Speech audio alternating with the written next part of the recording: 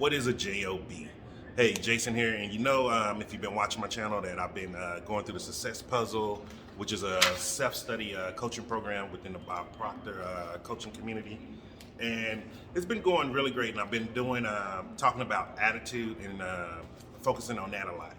Today is going to be the last day we focus completely on attitude, because we're going to move on to worthy idea, which is the second step and the key to actually getting to your goals. And so the reason why we've been focusing so much on attitudes, because in the beginning of the program it says attitude is the most important piece, because it is the first part of the puzzle. And I can tell you from my personal experiences in different areas of my life, whether it's health, happiness, or wealth, my attitude has stopped me from getting to a lot of places that I wanted to be. And so I'm really focused on changing this. And that's one of the reasons why I'm doing it with these videos.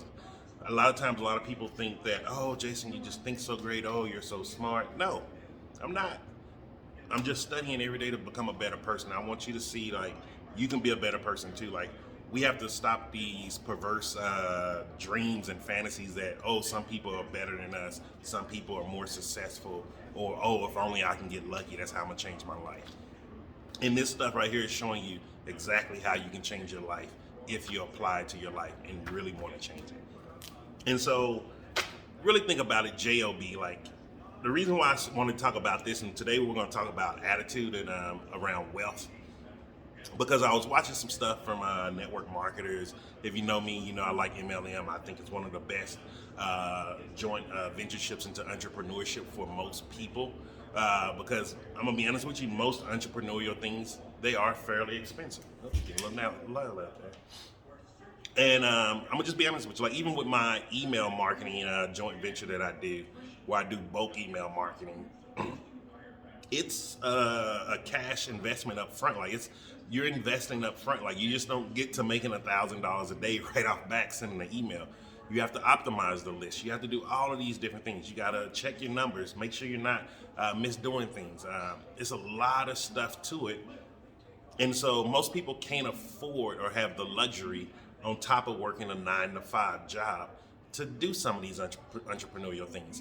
However, MLM is one of those things that do give you the option, because one, it's a very low entry buy-in point, meaning you can have a self-running business. And by self-running, not meaning you don't do anything.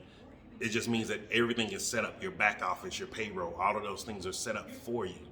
And we're talking about less than $100 a month in some of these companies.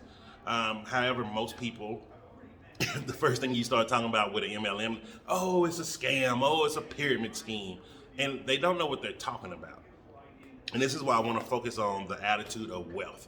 And first is why I'm talking about job. If you've been approached by a network marketer, I'm pretty sure you probably heard the saying, oh, your J.O.B is just over broke. That is a lie. Let me be honest with you. That is not what your job is. Your job is to provide you your basic necessities. However, your job will never get you rich. This is why most people, even if they're making high 6-figure incomes, even 7 or 8-figure incomes, they're still living within the means of their income. A lot of people think, oh, just because people have these great jobs, they're making great money. And the truth is, they're living off of credit, like most of the people out here. And so how do you actually get ahead if your job is never going to be able to do it? This is one of the wealth attitude mindsets that most rich people have. And most of them wasn't born with it. They had some kind of dire need or circumstance, and they had to actually go find a way to make money. Especially if you start really studying successful people, past, present, or future.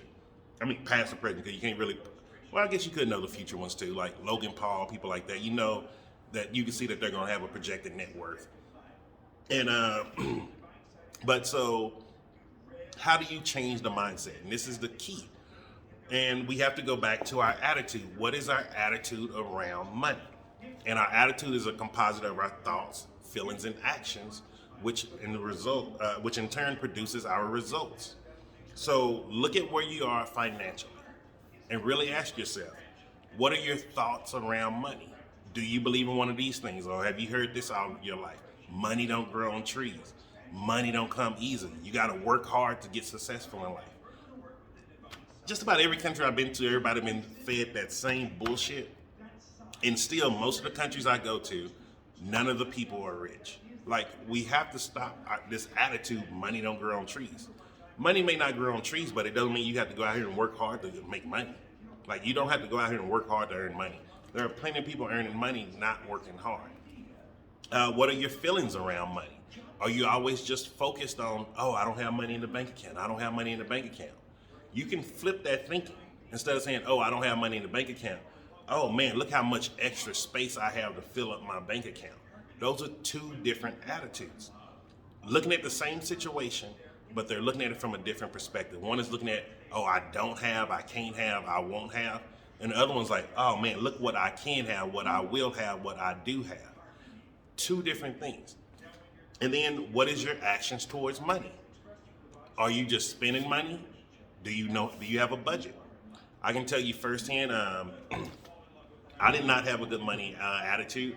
I am still working on my money attitude.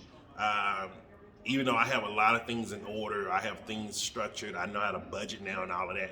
I didn't have the framework of that when I first, became an adult. Went to the military at 18 years old. I didn't know anything about budgeting. They don't teach you about finances in the military. And I sure as hell didn't learn it in high school. And so for me, I had a horrible, horrible money attitude. And I had to start changing it. It was hard in the beginning because you don't really believe that you can.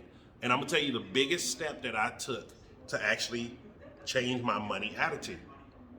Most people, when they hear this, they're gonna automatically tell me why they can't do it. However, I'm gonna tell you, who fucking cares? It's your life. You have to figure out a way to do this. It is your life. No one is gonna do it for you. And when I figured that out, it started really changing the way I looked at things. And that is, you need to pay yourself 10% of everything that you earn. If you get a check of $3,000, you need to set aside $300. If you get paid bi-weekly $1,000 or $1,200, you need to set aside $120 each pay period. You must learn to pay yourself. And this is one of the principles of ancient Babylon. Like, we always talk about why was the Babylonians so rich? But we're not talking about what were they actually doing. Who cares why they were rich when we can just figure out what they were doing? And one of the things that they were doing and they were taught was you pay yourself 10% of everything you earn. It sounds simple, but it's a lot different when you're putting it into action. And so if you really want to start changing your attitude towards money, I definitely recommend you use that step of paying yourself 10% each and every day. And really think about it. Worst case, you're going to have extra money in a savings account somewhere.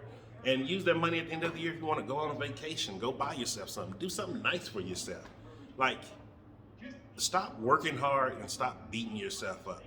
This is what really changed my life when I stopped doing those things. I stopped working hard and I stopped beating myself up. And I just started trying to enjoy life now. Even now with everything being, I'm not gonna say horrible, but everything just being not how I want it, I'm still making sure that I have fun and I enjoy my life each and every day. And so you can do that too. And your call to action for today is go back and watch Earl Nightingale's The Strangest Secret. Really, really listen to it. He's talking about these things very, very deep. There's so much information into that 30 minutes. I guarantee if you really put in the time and listen to that video over and over and over again, you will start seeing that 30 minutes is more valuable than all the time you spent in your higher education, whether it's high school, college, and further on. And so, hope you got some value from that, and I will see you tomorrow.